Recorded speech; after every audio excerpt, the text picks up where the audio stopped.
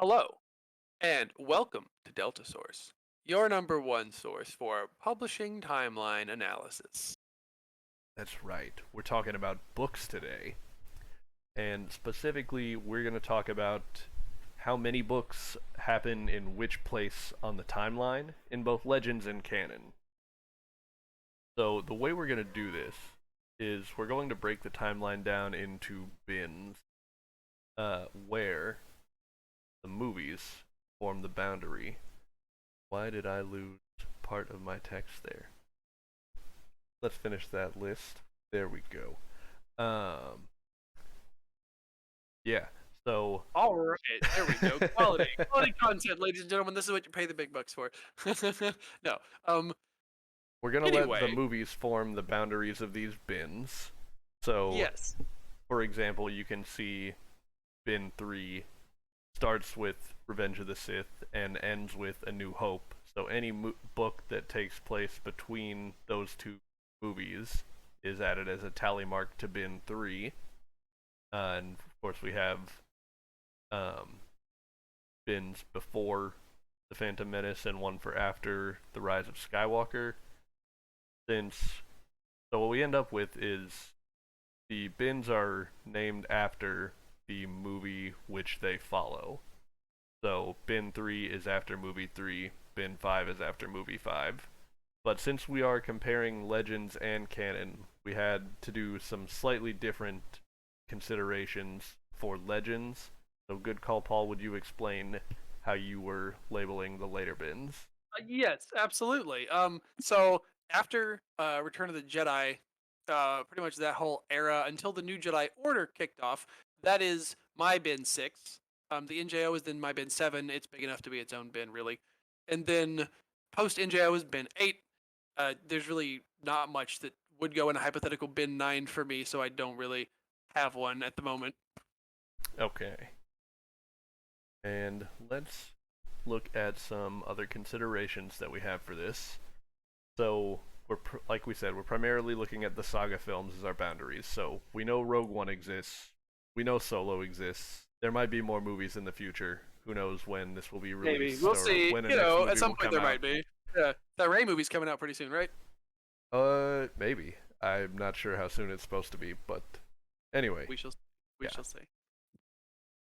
So we're not ignoring those movies. They just weren't part of how we set this up.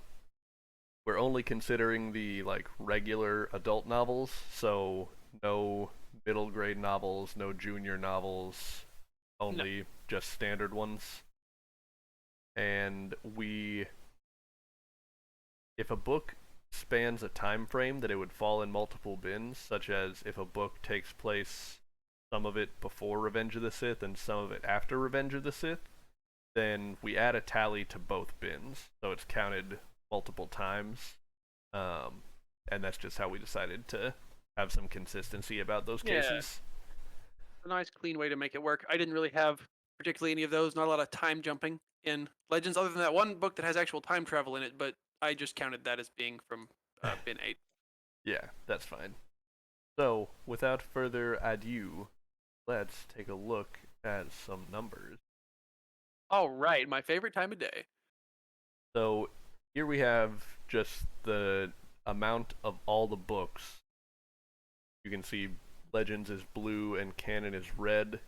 And right away, we just see there's more Legends books. That shouldn't be a surprise to anyone who's familiar with Star Wars books. That's But right, and that may change depending on how Disney decides to publish. But for now, this is where we're at. yeah, so good call, Paul. Would you go ahead and explain some of the trends that you are seeing for Yes, Legends? it certainly will. As you can see, the last half of the really just the last third actually of the chart is pretty stacked. With the vast majority of them all popping out in bin six. Now, there is a pretty good reason for that. Actually, there are a few. This is the era in which Star Wars writers were able to write the longest, I guess you could say, because the first Star Wars books that came out were set pretty much after Empire. Pardon me, Return of the Jedi, I should say. After Return of the Yeah, Jedi, um, they couldn't really write stuff taking place before Episode Four. George Lucas had specifically asked if they could please not do that because he was at some point planning on making movies set in that era, which of course eventually he did. And anybody who did try to take stabs at the sort of pre-episode 4 era back in the 70s and 80s and 90s, most of the stuff they guessed was pretty much wrong. Everybody thought the clones would be evil. Any book set before 2002, everyone was assuming the clones would definitely be the bad guys. Turns out George Lucas had a real surprise in his back pocket for everybody on that one. So, and then of course, even after the prequels did come out, stories kept getting written in the Ben 6 era.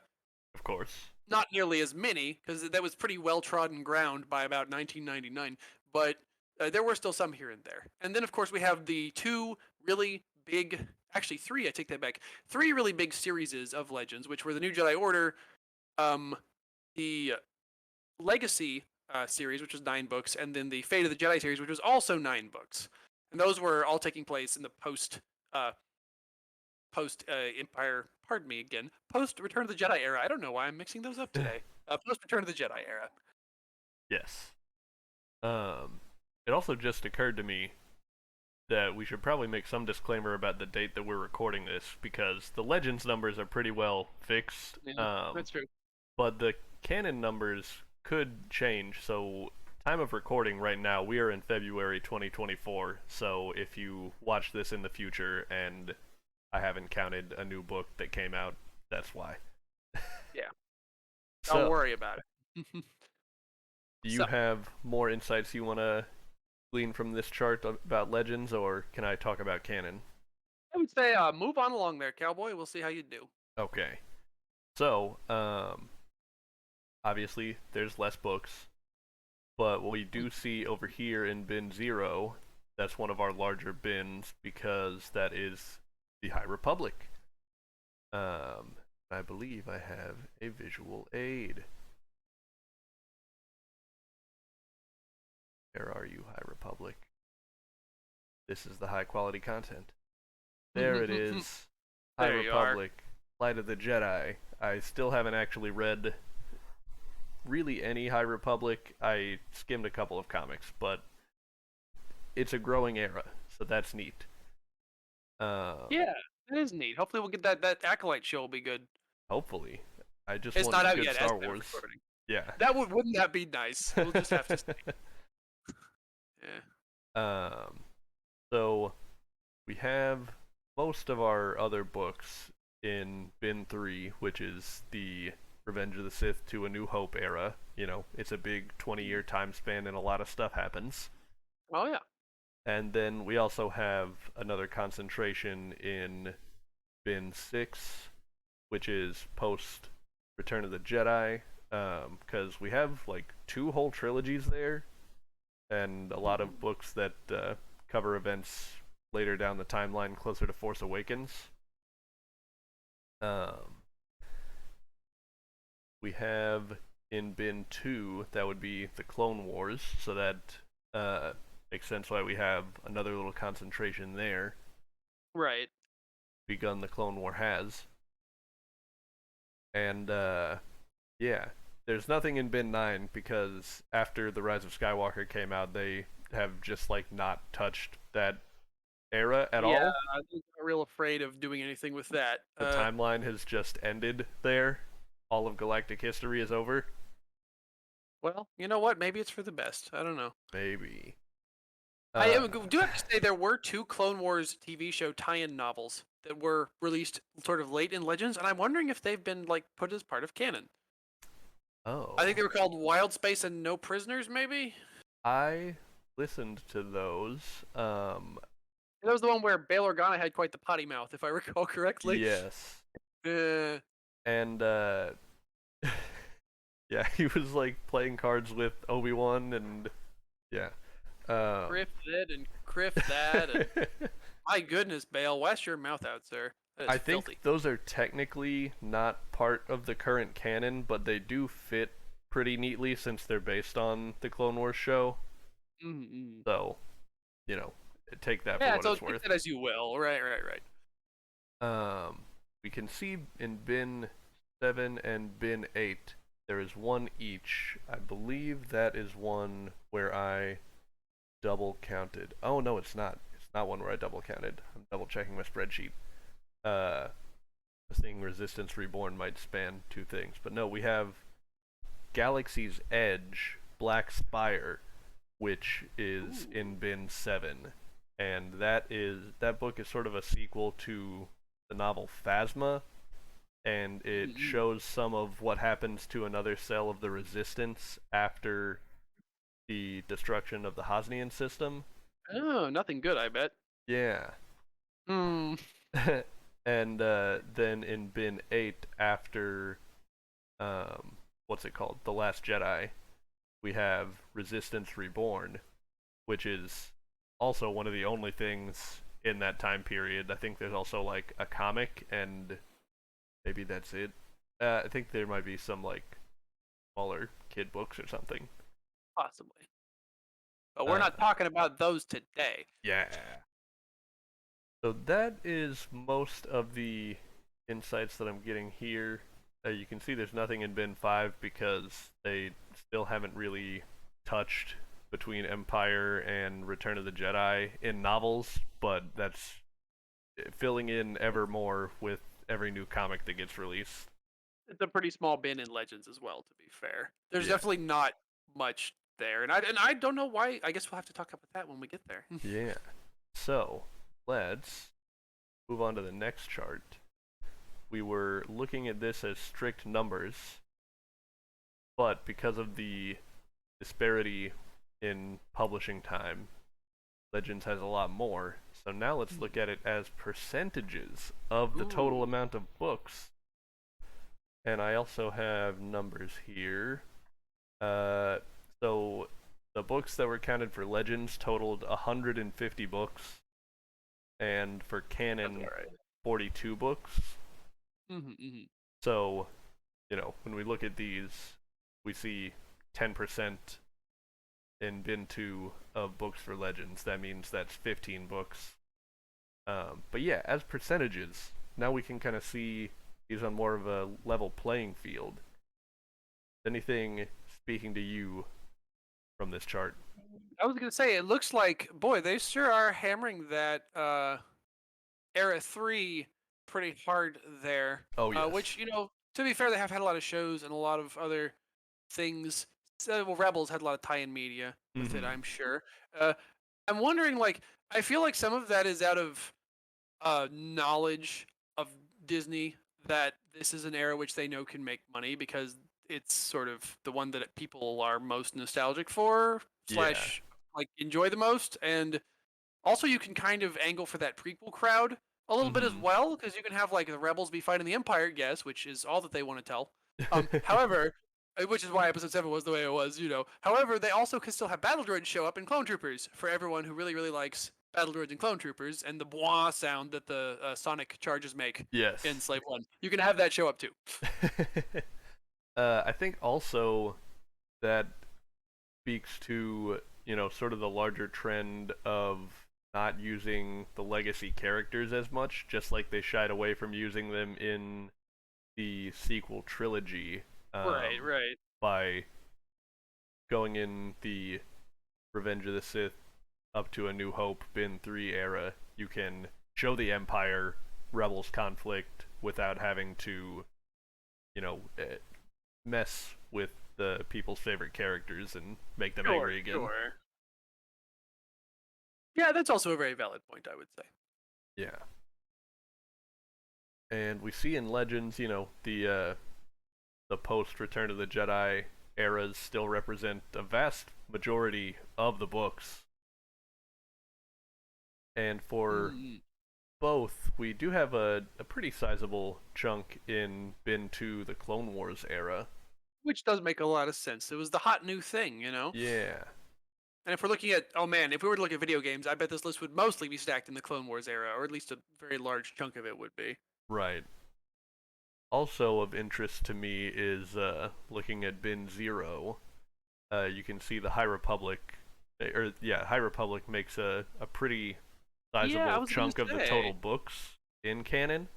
Um, and if we compare that to like all of the Old Republic books and what else is in there, Dawn of the Jedi, Plagueis, Mm-hmm. um, yeah, High Republic is representing a much larger chunk of the canon books than those other ones. Yeah, that does make a heck of a difference. I definitely think Legends never really had any big like ancient series, like Mm-hmm. super duper pre. There was plenty of stuff that was taking place kind of around Phantom Menace, but as far as like long series, there was really nothing. I don't know why not. I guess KOTOR was more the video game side of things with that era. Uh, I'm glad the High Republic is a thing. I was pretty interested in seeing what they do with it because it is sort of the first big novel-based series that canon is trying to carry the story with, which Yeah. was all that Legends really did. Canon has TV shows mostly. Legends Mm-hmm. had just books. So the fact that they were trying to do a whole story with just books here, well, so far obviously there's a show coming out and maybe a video game, maybe Maybe. possibly if Yeah. Eclipse ever does. I don't want to say anything about that, but yeah. So, unless you have anything else to say about this one, I am ready to move on to another view for us. Let's keep rolling. See what we got. Okay. The numbers. What So, do they mean? next thing I did was simplify the bins a little bit. Mm-hmm. So I just took everything that's after Return of the Jedi and put them all into bin 6. Okay.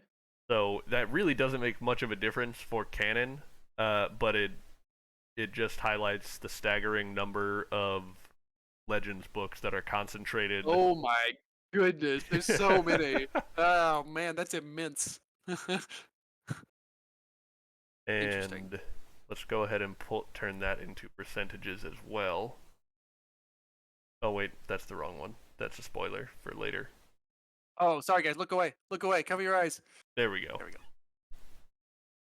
Yeah, so Still quite a over bit in both, really. But half of all the books in Legends are post Return of the Jedi. yeah. 56%. Yeah, so again, it's not much different for canon, but Right. it just really kind of drives home, as you were explaining how all of the publishing early on in the EU was set after Return of the Jedi because that's all they were allowed to do. And then after It they definitely, did that, they built up a lot of story and lore that they were continuing on for like the next decade and a half. Right. Why not at that point? They just kept going with the characters that they had. And also, there was an awful lot of books that centered around Luke, Han, and Leia, which, makes sense, I guess. Mm-hmm. They really maybe overused them a little bit in Legends, if I'm completely honest. But I Right, think Disney's gone too far the other way. There's definitely a happy medium there. right. But yeah, there's definitely that what you're saying definitely makes sense to me. I would say. Mm-hmm. Is there any other insights you're gleaning from this one? From the post RTJ era. Well, I mean that's pretty much it. I guess we just had 30 more years worth of 20 more 22 really years more worth of time to tell stories. Although it is funny that canon is still because they didn't really have that disadvantage. I mean, actually, they started with a pretty strong stake in the prequel era. What with keeping the Clone Wars in the canon. True. And yet they've still gone really hard with the post ROTJ era stories. Mhm. I guess that's the decision to make the sequel trilogy chronologically a sequel, which I suppose was, I don't want to say inevitable, but quite likely, meant that they then had to come up with stories that would lead to that, Yeah. And so therefore you got all the aftermath stuff, obviously, Bloodline, things like that, trying to show how the journey to the Force Awakens, I think they called it at the time, Yes. actually was the media project that was present back in like 2014. They had a wave of And those so, for each of the sequel movies. yes, yeah, Journey to the Force, Journey to the Journey to the man, that Journey to Rise of Skywalker sure was a time. I'll tell you what. Yeah, I had no idea what to expect back then. Yeah, that was something. All right, it was a pretty wild year. Oh, So, here's something I'm thinking about. well. Legends is no stranger to having multiple book series. They could go for 10 or 20 books. Oh yeah. The most, well, okay. So, canon is now dipping its toes into that with High Republic. And that's where we see, the 19 or, I'll just call it 20% of the books in canon All right. Yeah. are Yeah. High Republic. Mhm. Because it's an extended series. But beyond that extended series, the most like connected sequential books that we get are trilogies. And Right. so I'm looking at this and I can pretty much see where the trilogies are. Anywhere that it's like more than 5% is represents one or more trilogies. So in bin 2 we have the Thrawn Ascendancy trilogy. In Mm-hmm. bin 3 we have the Thrawn trilogy. And in bin 6 we have the Aftermath trilogy, and what's the other one? Alphabet Squadron Oh yeah, yeah, yeah. There were trilogy. 3 of those, weren't there? Yeah. Yeah. Okay. And then you see the other bins like bin 4 and bin 1. They're just represented by like one book at most. Hmm. Uh, yeah. Interesting. I think it's also time that I mention one of our books that we had to count in multiple bins. Oh yes. Pause for dramatic effect. Drum roll, please. And It's Inquisitor: Rise of the Red Blade. oh, Rise of the Red Blade. So, without trying to get too much into spoilers, but if you really don't want to know anything about this, then spoiler warning. Oh, Um, this book, obviously, it stars an Inquisitor, so we expect that it's in the bin 3 Revenge of the Sith to A New Hope era, which is mm-hmm. true. But it also has some amount of story that is before Revenge of the Sith and after Attack of the Clones, so it's counted in bin 3 and bin 2. Mm-hmm.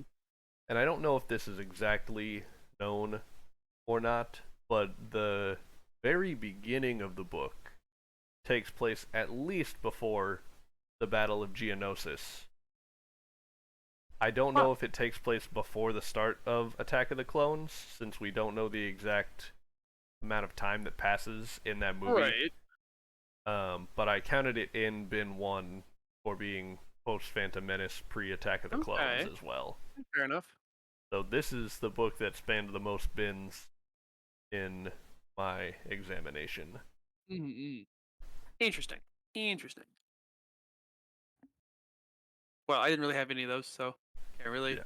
talk about that much. Unfortunately, they're mostly take place over the course of a very short amount of time. Yes. So now to take another different look at this, because what we've seen with this view is the immense concentration after Return of the Jedi.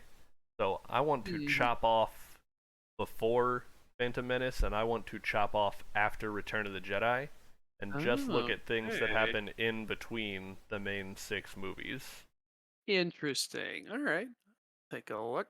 So we have Bin 1 being, after Phantom Menace, and Mm. so on and so forth. But yeah, this is as just numbers of books, and we see Legend still has an advantage in every category. Oh yeah. Um, I am still a little surprised. I guess I always had the impression that the Clone Wars publishing initiative put out a lot more books than 15.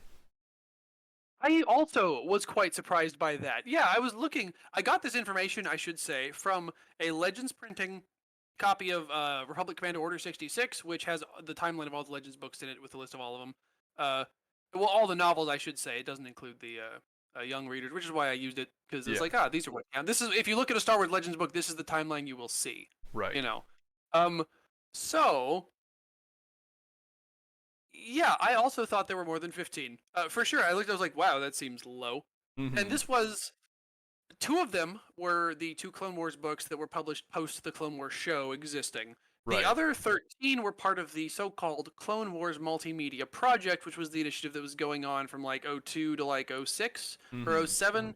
Uh, basically, I think it was like '06 was when the last one was published. But um, the thing about that era is I I kind of get the impression that with that they were going more for the younger audience because this was also around the same time the New Jedi Order was kind of wrapping up, and so there was a lot Mm-hmm. of kind of stuff already going on in Legends that already had a following and didn't really have anything at all to do with the prequels. Although there were some very weird tie-ins to the prequel movies in like later New Jedi Order books, Yeah. because it was coming out in 2003 was when the last one came out, and then in the Swarm War trilogy as well, or Dark Nest trilogy, Luke finally found out the truth about his mom because that book came out in like 2006. So he Yeah. finally could, and R2 was like, "Oh, by the way, that's Oh. basically how that." Yeah, R2's like, "By the way, I had this the whole time." It's a little bit more complicated than that in the book, but anyway, so I think that they were aiming more with the Clone Wars publishing for a slightly younger subset of audience because they're only 13 novels, although some of them are quite good actually. However, there was also a TV show. There were like a ton of video games. I mean, my gosh, Yeah. there must have been probably 10 or so set in the Clone Wars alone. And then there was also, I should say, so very many Clone Wars comic books. Yes. It's quite the proliferation, more than I would say just about any other era, except for maybe the Big Ben, the sort of post Return of the Jedi era that Mhm. had so many in it. But there's so many Clone Wars comics. There's obviously a 2D TV show and a ton of video games. Only 13 novels, but I do feel like that was because their target demographic for Clone Wars was more like the age 8 through like age 16 Mhm. kind of, because the prequels were more popular with people our age as opposed to people our parents' age, I guess. I'm gonna take a little bit of a diversion and keep us on this topic of target demographic for a second. Okay, So sure. with the Clone Okay. Wars publishing initiative, and your theory is that it was aimed at a younger audience. How does Shatterpoint fit into that? Because that's one of the Oh, only Clone Wars era books that I've read from Legends. yeah, that one. Oh, buddy. Shatterpoint is great. It's definitely not aimed at a younger audience. Uh, and I would honestly say that's probably true of a lot of the Clone Wars era books. Like if you look at the stuff, the actual proper novels that came out that were set in the Clone Wars era, um, but there are also a ton of young readers books, I should say, in the Clone Wars Okay, era as okay. well, which that kind of makes a bit of a difference. Well, if you look at the Republic Commando series, for example, it was definitely very violent and also had like a sex scene in it at one point. Oh my goodness. Yeah, it wasn't super explicit, but it was pretty heavily implied anyway. And then you had, of course, the MedStar series, which doesn't actually have any action in it. There's like one combat scene in 2 books, and most of it's just people talking about philosophy and like their personal ambitions and whatnot. Um, and obviously the Revenge of the Sith novelization, I would say. I didn't actually count movie novelizations as part of this. I should point out. Oh yeah, I didn't either. Okay, well, cool. Since But they form the edges of the bins. right, Anyway. exactly. Although I think the Roth's novelization should count because it is one of the best Star Wars books ever written, and Yeah. but I didn't count it. So and then obviously Shatterpoint, which is one of the more violent Star Wars books for sure, and deals with a lot of themes about things like colonialism and guerrilla warfare and child soldiers that you don't. No, well, I guess the whole Clone Wars was child soldiers if we really look at it. Yeah. Hey, but maybe I think that's the point George Lucas was trying to make too. Yes. Completely honest. Anyway, so yeah, there were still stuff for older fans to come to and read for sure. I'm not Mhm. trying to say they were disinterested in the sort of over 18 set. And I mean, I read Shatterpoint when I was in like 8th grade, so but and Republic Commando when I was in like 6th grade, I think. Come to think of it, Yeah. that's So besides the point. Yeah, I have that's a a good couple point. other questions sure. about Legends here. Fire away. Oh, hello, cat walking on my desk. Please don't step on the keyboard. Oh no. I'm doing a Star Wars podcast, don't you know? Yeah. So, Back off, cat. Bin 5 after Empire Strikes Back. I know there is I'm blanking on the name. The one that has a video game. Shadows of the Empire. Yeah. What's the other one there? Oh yeah, Shadow Games. I think is hold on, let me double check on that. And maybe Shadow Games is earlier. Shadows of the Empire and let's see. Episode 4, episode 5. Oh man, the sheer professionalism. That's the Rebellion era. When is theirs? Episode 6. This is before episode 6. Shadows of the Empire, and Razor's Edge.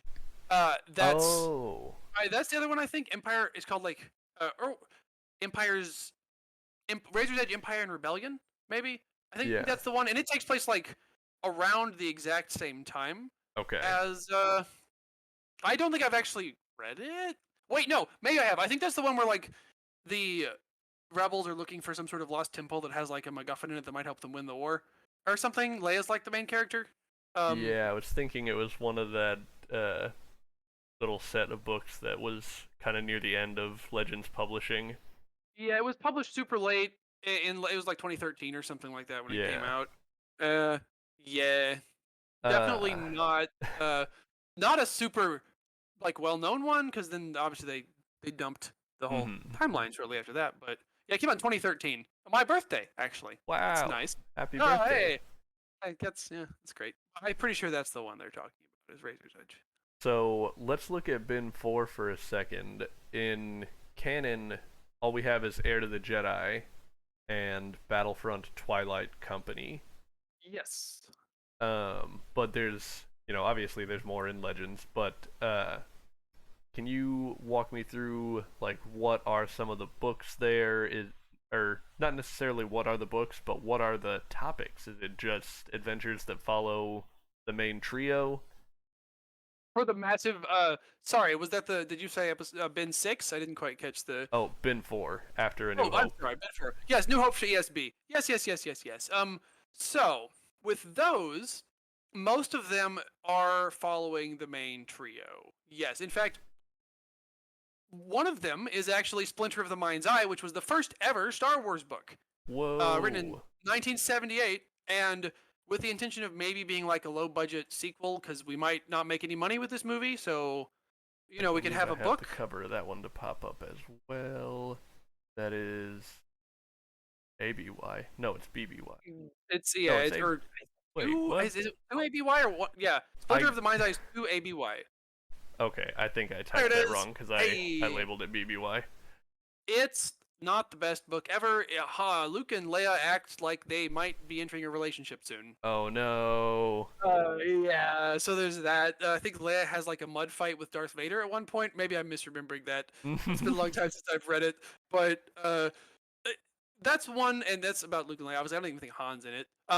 There was also Honor Among Thieves, which is Han doing Ocean's 11, Yeah. uh, doing a heist. There's the Allegiance duology by Timothy Zahn, which is Allegiance and Choices of One, which are about Mara Jade and Luke and Leia. Oh, I didn't Uh, realize those two were like connected beyond having Mara Jade in them. Because I've listened to yeah, cool. Allegiance, but I haven't done Choices of One yet. Oh, yeah, they're connected. They're not like explicitly a duology. Like it's not like Allegiance Book One, Allegiance Book Two, but they're written by the same guy. They have a lot of the same characters in them, and they kind of deal with this sort of a continuation of the story from the first one. They're pretty good. Um, I'm sorry, Scoundrels is the one where Solo does the heist. Honor Among Hmm. Thieves is a different one, and I Yeah. don't even think I've actually read it. It's another one of those. It came out in 2014 and was the final Legends novel to be published. Yeah, Ah. not chronologically, but in terms Right. of like in real life chronologically, I guess you could say. Yes. I have read this one. Never mind, I just forgot that I read it because it wasn't very memorable. Yep. It was kind of that late like. There was obviously all of the '90s books were about Lucan and Leia to some degree because that was really all they had at that Mhm. point. There were plenty of books that they weren't in, but like generally it was all set sort of rebellion era, and then they just didn't write any books set in that era for quite a while because that area was really quite saturated with books. Yes. Didn't really need any more, and there was also all these new eras to write in. And then towards the very end of Legends, they did write a handful more books set Yeah. in that era, including this one, obviously Scoundrels, Razor's Edge, because I guess there was sort of a desire to have a little bit of a throwback, tell a classic style story with just the trio going on an adventure. Nice. There is one book that's in that era that's not just the trio going on an adventure, and it's about Dash Rendar, Oh who's the yeah. guy from Shadows of the Empire. It's like a pre Shadows of the Empire story where he's like dealing with the crime syndicate. It's got Gizor in Uh it. huh. Uh, I think Han's in it, but other than that, the big three are not really present. Okay. It's also from that late wave of books that came out like in the early tens before they Yeah. canned That's cool. Legends. They were giving some love to Dash Rendar that Yeah, far out. So I most went ahead and definitely. switched us to the percentage view. Okay. And for both of these, we can see it's almost like a bell curve shape around Mhm. the middle, the break between the trilogies. Right. Bin 3, I think just by far, as far as in between the 6 movies, it has the most stories and probably the most potential for stories, and that's why they've Mhm. put so many in there. Yeah. And then of course the Clone Wars is the next biggest era because it is the entire war happening right in between those two movies.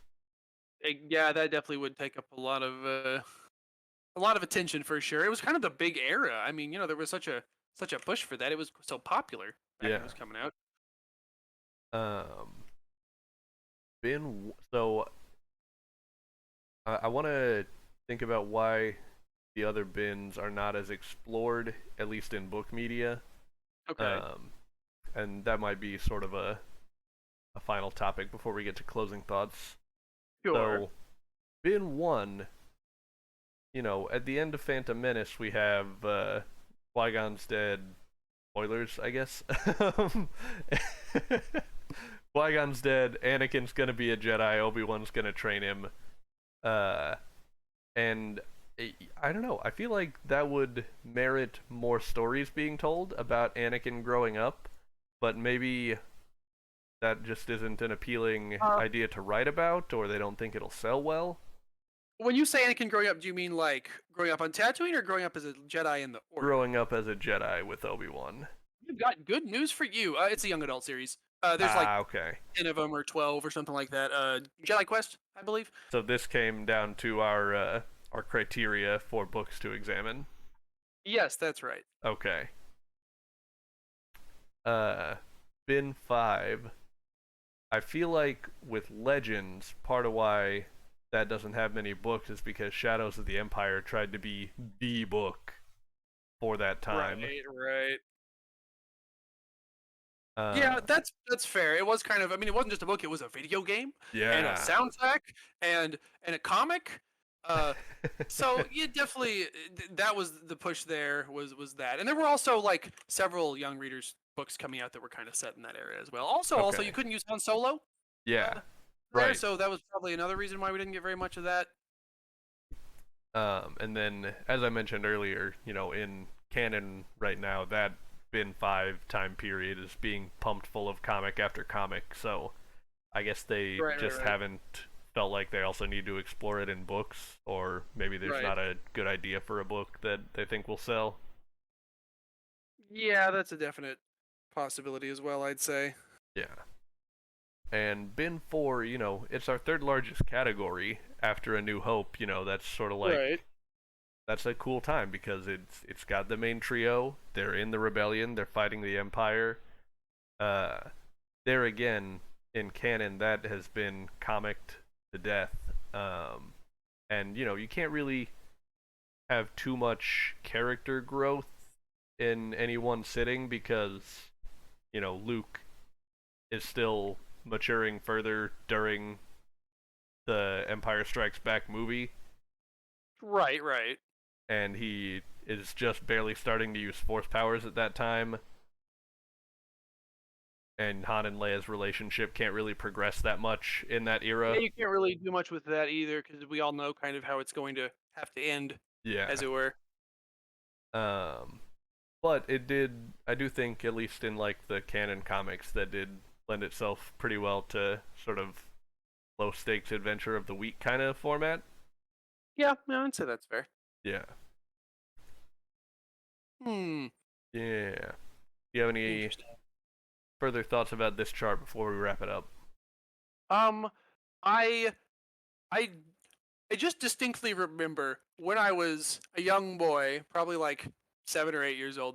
And I was like, man, wouldn't it be cool if there was something that existed that was like a between the scenes Star Wars story that would explain like how the Tantive Four got to be where it was in Episode 4, or like what happened between episode. Man, that'd be cool if that was a thing. Somebody should do that. Maybe I'll do that someday. And then I found out a few years later that I was a bit late on that score. That someone else had already done it. They did it pretty well though, so I'm not too mad. Would which book was that? All of it, the Oh. existence of the expanded universe Oh yeah. as a whole. But again, I was like, boy, sure would be cool if there were stories that took place between these movies to explain like what happened. Uh, Turns out there were actually. Yeah, So and they were lucky glad to me. take your money. They certainly were. Though most of them I got from my local library, so fools them. Aha. Libraries rule. Yeah, support your local library, folks. So, closing thoughts. I don't know. Are there any big takeaways that we have gained new insight about Star Wars publishing? I mean, we examined to death the Legends publishing after Return of the Jedi, and we've seen a lot of stories are concentrated between the two trilogies and in the Clone Wars. Hmm. What does all of it mean? Really? What Yeah, does it all mean? let me just add George Lucas to the Discord call. Let's see if he picks up. Boop boop Yeah, boop see if he can. boop boop boop. Hello. Hey, it's George. I can't fool you guys. You'd see him on the little Discord widget. Hello, hey guys, I'm in Paul's house just talking on his microphone right now. He gave me a call. See, you could always have gone with that, although I don't know that my George Lucas impression is very good, unfortunately. Yeah, Yeah. we'll never know. Obviously, George Lucas was personally involved in all of the, EU stories. He wrote all of them, so it makes sense that he would know. Oh wait, But no, yeah, I know the answer. George, what does all this mean about the books? Well, that's not really real Star Wars. Real Star Wars is just the movies, so oh, George, I do think that's a quote that a lot of people have interpreted a lot of different ways and tried to reinterpret it. George Lucas is like the Pope of Star Wars because anytime he says anything, everyone on either side of whatever aisle they happen to be on in the fandom chooses to interpret whatever he says in their favor. yes. Uh, which is kind of funny. I don't know. I don't. Hot take. I know we're late in the, but this is a thought. This is something that's emerged into my brain. I don't know that George Lucas at this point should necessarily be the ultimate arbiter of what does and does not qualify as Mm, Star Wars, because of the Star Wars that he has produced, really only about 40% of it is considered by like most of society to be unequivocally very, very good. right. And the rest of it is more of a mixed bag. I love the prequels, but objectively speaking, if he'd started with those three, I don't know. Well, if he released episode one back in '77, everyone would have watched it just because of the special effects. But plot wise, I don't know that if starting with the prequels, that would have made them the classics that they are. Right. Uh, Yeah. so yeah, I just like I don't know. There's plenty of people out there. My favorite pieces of Star Wars media were not created by George Lucas Mhm. necessarily. So maybe like I respect the man's opinion on things. Yes, of course. I do think it's also something of an appeal to authority fallacy to be like, well, George Lucas says this, so therefore it is Possibly. correct. There's some matters where I do like to defer to Lucas sayings, like if it's questions about like how does the force really work. That's a good When you point. get into like the wills get inside your body and drive you like a car type of stuff. Like I I know that has never I think that hasn't really been explored as much in any of the canon or Yeah, in the legends, but I don't think it ever has. No, I mean, George Lucas invented the universe and the Force, so the Star Wars universe, not the real the universe. actual universe. So, I mean, if he came up with it, who am I to say that he's wrong about it? But, we are looking at the separate Star Wars that has existed outside of him for a very long time, and it is Right. its own entity. Oh So, yeah, there's different contexts. there are. It's true, and there's definitely.